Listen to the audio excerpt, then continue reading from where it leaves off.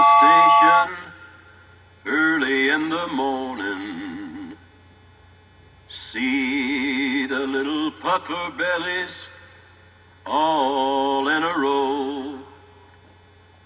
Some folks go to work and others take vacations. The Civil War had ended and reunited the country from north to the south, and so the Americans set out to unite the country east to west. They decided to do this by building a railroad that would become the greatest technological achievement of the age.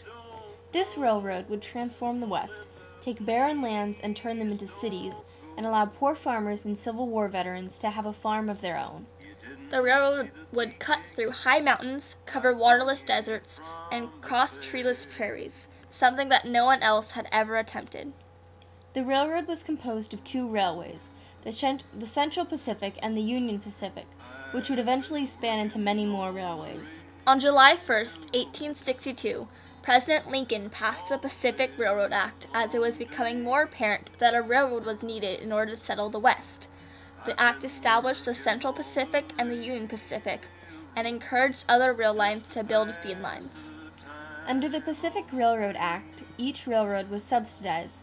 $16,000 per mile built on flat land, $32,000 per mile built in the high plains, and $48,000 per mile built in the mountains. In order to obtain land surrounding the railroad, the two railways raced to see who could lay the most track.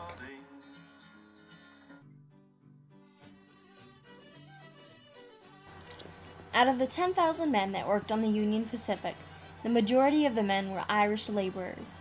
They were also Germans and ex-slaves. The men would rise at dawn from a 20-car work train and lay 2 to 3 miles of railing a day, 6 days a week. However, the Central Pacific was constructed primarily by thousands of Chinese immigrants. In 1865, the Chinese were eager for the job and showed up to the building sites in work gangs. The Chinese workers organized themselves into labor crews of 12 to 20 men, often keeping a few extra workers so that even if someone got sick, they could turn out a full crew. Each Chinese work crew set up tents or huts in which they lived. Each crew had its own Chinese headman who organized the work and kept discipline. They each also had their own cook who organized the food. Dried oysters, abalone, bamboo shoots, bean sprouts, crackers, noodles, Chinese bacon, and pork were all imported by the Chinese to feed themselves. Each night, the Chinese workers bathed after work and changed into clean clothes before supper. These customs amazed the other workers, who seldom bathed. The work was incredibly tiring. The workers laid tracks almost entirely by hand. They would chip out rail beds with pickaxes, hammers, and crowbars. The pay of these workers varied based on the responsibility and quickness of their completed work. Cutting trees, rooting out stumps, breaking and carting rocks, grading roadbeds, putting down ties, spiking the rails. The Chinese soon earned a reputation as tireless, disciplined, and energetic workers. Oswald Garrison Villard.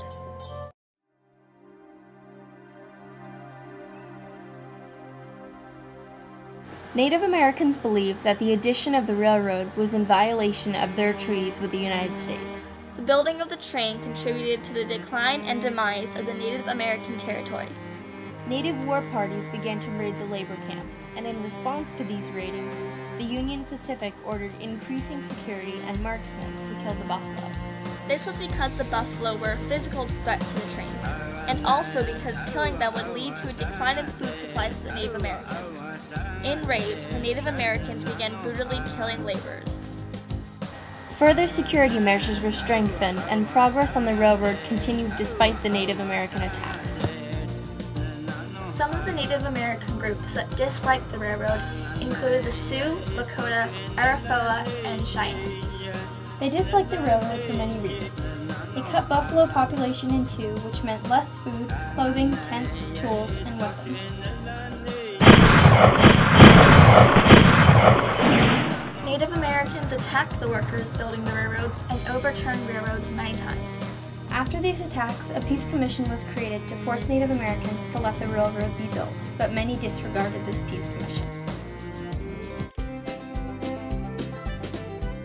In 1868, a group of Sioux Native Americans created a more intense blockade.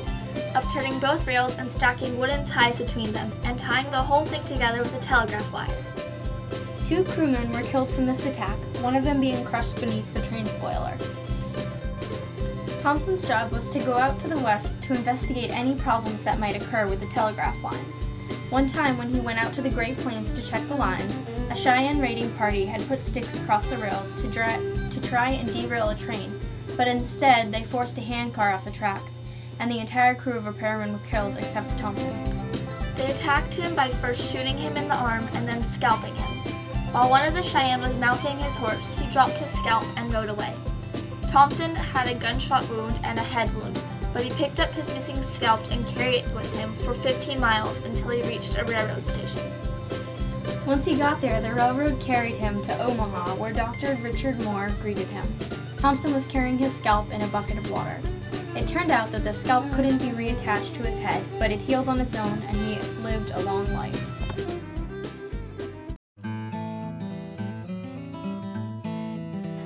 Theodore Judah was an American railroad engineer. He was known as Crazy Judah for the idea of building a railroad through the Sierra Nevada mountains. He was deemed the chief engineer of the Central Pacific Railroad, and he surveyed the Sierra Nevadas to find a route for the train. Judah sought government financing for the Transcontinental Railroad. Judah himself contributed a passage of the Pacific Railroad Act, stating authorization of the first Transcontinental Railroad. After the passage of the act, Judah was cut off from building the railroad, and Charles Crocker was put in charge of construction. However, almost the entire railway followed Judah's maps and plans of cutting through the Sierra Nevada.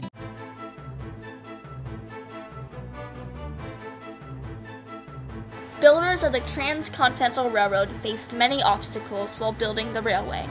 They experienced harsh climates, parched plains, and rocky highlands.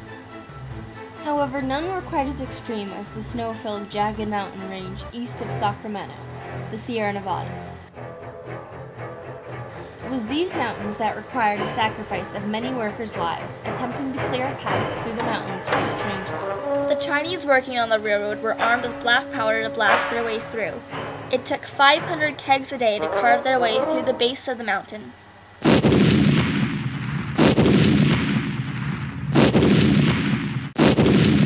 Winter in 1866 through 1867 created even harder conditions for the workers, bringing 44 separate storms.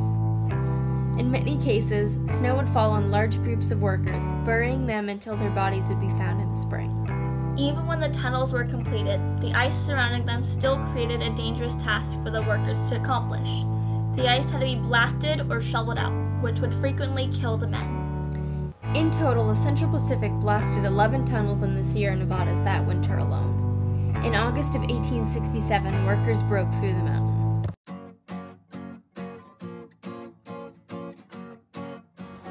After many years of hard work on the Transcontinental Railroad, the spring of 1869 came around, and the competition of the Northern Pacific and the Central Pacific was building. Each company tried to outdo the other by laying more track, and soon the workers were laying up to 10 miles of track each day. Because of this competition, the government finally intervened and picked Promontory Summit as the meeting spot of the two railroads. On May 10th of 1869, the two railroads met, and the last spike to be driven was created of gold. Because the railroads were now joined, the United States started to think of themselves as a continental nation. The one moral, the one remedy for every evil, social, political, financial, and industrial, the one immediate vital need of the entire republic is the Pacific Railroad. Rocky Mountain News, 1866. Now do